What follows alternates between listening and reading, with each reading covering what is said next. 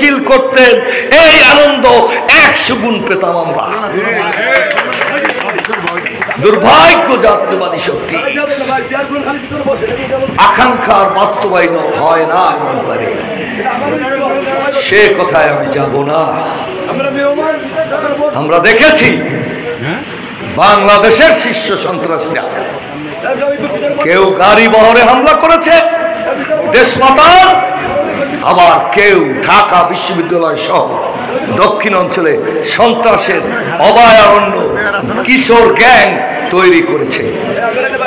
আমরা চিনেছি, জানি, কেন্দ্রীয় নেতারা আসতে, বাবারা আসতে, আমি সে কথায় যাব না।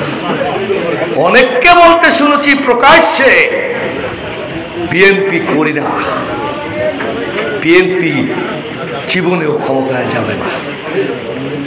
অঙ্কপালের পথ ধীরে ধীরে আবার উড়াল দিয়ে এসেছেন আপনারা, আমাদের কোনো আপত্তি নাই। কিন্তু আমার বন্ধু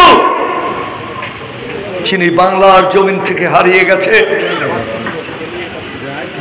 তিনি বলেছিলেন আমি বেঁচে থাকলে সিলেটের মাটি থেকে ভারতীয় পতাকা পথ করে উড়ে যাবে।